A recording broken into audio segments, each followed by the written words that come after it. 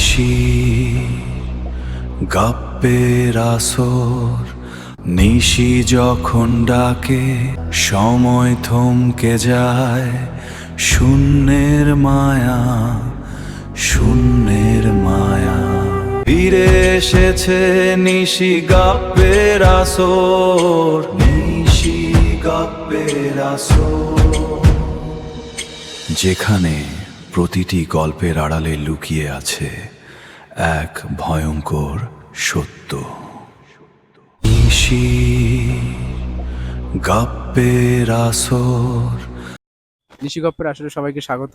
আজকে একটা নতুন জায়গায় চলে এসেছি, যেটা হচ্ছে একটা শ্মশান।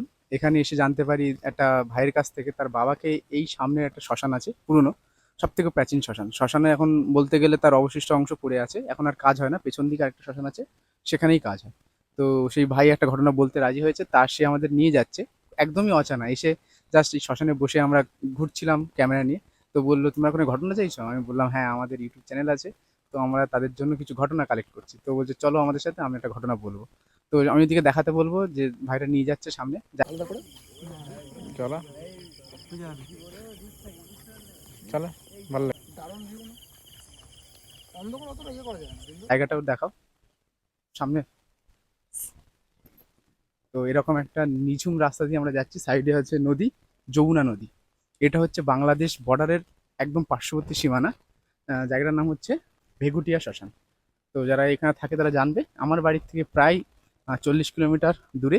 তো আমরা আজকে এসেছি, সামনে দাদারা রয়েছে, নিয়ে যাচ্ছে আমাদেরকে সেই শ্মশানের কাছে, যেখানকার ঘটনা। তো সেখানে গিয়ে আমরা ঘটনাটা শেয়ার করছি। আমরা চলে এসেছি নিশ্চিন্তপুরের শ্মশান, যেটা অনেকটা বেড়িগোপালপুর ছাড়িয়ে আসতে হয়, পাঁচপোতা, যে অনেকে জানে যেখানে বেড়িগোপালপুর বর্ডার আছে, বাংলাদেশের বর্ডার। তোর আশেপাশে একটা শ্মশান আছে, নিশ্চিন্তপুরের শ্মশান। তো এখানে এসে এক দাদার সাথে দেখা হলো, সেই দাদার বাবার সঙ্গে ঘটে যাওয়া একটা ঘটনা আমরা শুনবো। তার মানে এখানে আমার একটা ভাই আছে, ভাইয়ের বাবা এখানে যে আমাদের যে পুরনো শ্মশানটা আছে, শ্মশানের ওই সাইডে নদী, নদীর কিছুটা দূরে ওখানে জাল ধরছিল আর কি। তখন রাত, অ্যাকচুয়ালি তখন রাত 12টা থেকে 1টা হবে। তখন অমনি নৌকার উপরে বসে আছে জাল ধরে নদীর মাঝখানে। তখন দেখছে যে হঠাৎই নদীর ধারে যে চর থাকে, নদীর চরে দেখছে ফার্স্ট একটা গরু গেল, গরু ঘাস খেতে গেছে চলে গেল। রাতের বেলায় তখনই সেম। তার পরপরই 2 মিনিট পরে ওরকম বিড়াল আসলো, ছাগল আসছে, ঘোড়া আসছে, এরকম আস্তে আস্তে একেবারে আসতেই থাকছে। তারপরে দেখছি যে জায়গাটা আবহাওয়া ঠান্ডা হয়ে যাচ্ছে বা এরকম কিছু। তারপরে আস্তে আস্তে তার মানে একটা অনুভূতি ব্যাপারটা ফিল হয়। তো যারা যারা দেখা যায় না, অদৃশ্য আর কি, ওরা আসে আশেপাশে। এবং কি বিড়ি থাকে, বিড়িটা যখন ধরায় তখন আস্তে আস্তে তো মানে গা তো অসাড় হয়ে থাকে, অসাড় হতে থাকে। আর তো মানে বুঝতে পারে যে এবার কিছু একটা হচ্ছে। এবং ওই নৌকার সামনে যে অপোজিটে তার মানে কিছুটা দূরে আমাদের গ্রামেরই উনি হন, উনি জাল ধরছিলেন। এবং ওনাকে ওখান থেকে তার মানে গলা দিয়ে যে ভয়েসটা বার করবে সে ক্ষমতাটাও ছিল না ওনার আর কি। এরকম আর কি ব্যাপক ধরনের আশেপাশ দিয়ে সাউন্ড শোনা যাচ্ছিল, সে বিক্ষুট সাউন্ড। ওগুলো তার মানে আমরা নিজেরাও জানি না বা নিজেরাও বলতে পারি না আর কি। ভৌতিক সাউন্ড না, যে পশু পাখিগুলো দেখা যাচ্ছে সেই না, পশু পাখির সাউন্ড এটা মোটেই হতে পারে না। ওই যেরকম নিচে কান্নাকাটি, হ্যাঁ সেম সেম ওরকম ওরকম অ্যাকচুয়ালি।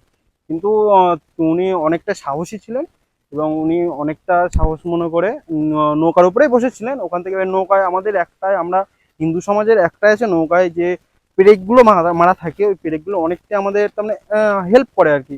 এভাবে ঠাকুরের দিক থেকে বা হোক, অনেকে যারা নৌকা ধরে তারা বলে নাকি নৌকার মাথার দিকে ঠাকুরের বসবাস থাকে। হ্যাঁ হ্যাঁ হ্যাঁ, ওই কারণে বাসস্থান থাকে, ওখানে ধূপও ধরে। হ্যাঁ হ্যাঁ, ওখানে নাকি কোনোদিন ভূত আসতে পারে। হ্যাঁ হ্যাঁ, ওই কারণেই আর কি উনি ওই দিন বেঁচে ছিলেন। কিন্তু তার পরের দিন আমরা জানতে পারি যে ওনার খুবই জ্বর আসে এবং উনি খুবই অসুস্থ হয়ে যান, দীর্ঘদিন অসুস্থ থাকেন। এবং তারপরে কিছুদিন পরে গিয়ে উনি একটা একটা তার মানে কি বলে ওই ঠাকুর বাড়ি বা কালীবাড়িতে যান। ওখানে গিয়ে ওনাকে ঝাড়ানো হয়, জল পড়া দেওয়া হয়।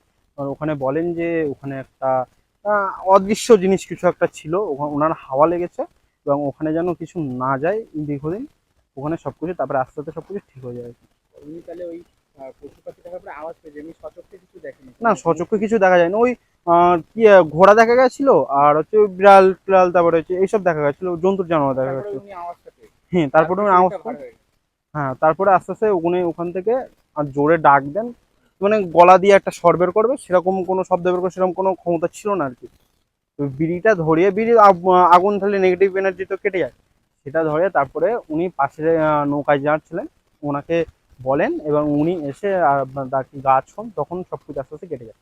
এবং এখানে এছাড়াও অনেক, আমরা হয়তো জানি না, আমি শুনেছি অনেকটা, তো ফুল ঘটনা জানি, এছাড়াও অনেক বড় বড় ঘটনা আছে এখানে। অনেক কিছুই আছে, আমরা অত কিছু জানি না, কিন্তু শোনা কথা। লোকেশনটা ঠিক এই যে এই শ্মশান, শ্মশানের অপোজিটে ওই নদীতে ওখানটায়। এমনি এখানে এখন তো মানুষ আসে যাতায়াত করে এখানে এরকম এখানে সেরকম না, দিনে খুব যে 8টা থেকে 10 জন এরকম যাওয়া আসা করে, সেরকম লোকজন এখানে আসে না। এই বদনামের জন্য মানে জায়গাটার এই যে বলতে পরিবেশের জন্য না এমনি আসেন যাতায়াত? ভৌতিক পরিচয় সেটা ছিল অনেক আগে, এখন হয়তো অতটাও নেই। আমরা যখন ছোট ছিলাম তখন শুনেছি যে এখানে অতটা কেউ আসতো না, বা দিনের বেলা আসলে পর্যন্ত গা ছিমছিম করতো, রাতের বেলা থেকে আসতোই না এসব দিকে। আর যারা আসতো সব ওই নদী দিয়ে জাল ধরতে আসতো। অনেকের সাথে, ওনার সাথে না, অনেকের সাথে এরকম হয়েছে। মানে ওই একই ঘটনা? হুম, অনেকের সাথে, এমনকি আমার নিজের বাবার সাথে, নিজের দাদুর সাথে এই ঘটনা ঘটেছে এরকম। র্যান্ডম একটা দাদার কাছ থেকে ঘটনা, দাদা খুব সুন্দরভাবে ঘটনা বললো। তাছাড়াও আমরা আর একটা ঘটনা শুনবো এখানে, মানে এই জায়গাটা যতটা আমরা শুনলাম যে এখানে নাকি এই ভৌতিক পরিবেশের জন্য এই জায়গাটা একটু বিখ্যাত, মানে এই জায়গাতে রাতের লোক চলাচল করে না, দিনে 8-10টা লোক চলাচল করে। মানে বুঝতে পারছো যে জায়গাটা কেমন হবে। পাশে এটা হচ্ছে নদী আছে, যমুনা নদী, ইচ্ছামতি নদী। ইছামতি নদী। আচ্ছা, বাংলাদেশের থেকে যে নদীটা হুম আছে হুম। ইছামতি নদী। ওই ইছামতি নদীর তীরে এই শ্মশান, আর এই শ্মশানের আরেকটা ঘটনা আমরা শুনবো। এই শ্মশানে আমরা তখন অনেকটা ছোট ছিলাম, বা আমরা তখন হয়নি, এরা দাদু ভাইয়ের কাছ থেকে শোনা যায় এখানে নাকি একজন, যার এই বাঁশবাগানটা আর কি, তিনি নাকি এখানে সুইসাইড করেছিলেন, এবং এখানে অ্যাটেম্পটে সুইসাইড করেছিলেন এই গাছটাতে, এই যে গাছটা আছে, এই গাছটাতে। হুম হুম, ওই যে গাছটা আছে।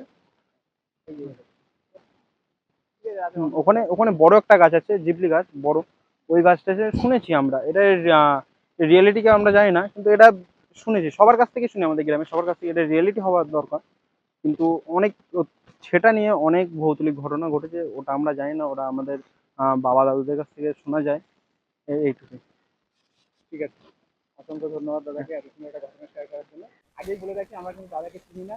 আর আমরা এইখানে এসে আমরা এই পরিবেশে মানুষের কাছে শুনেছিলাম যে এখানে এরকম ঘটনা একটা জায়গা আছে, তো এখানে আসাতে সামনে দাদা বসেছিল।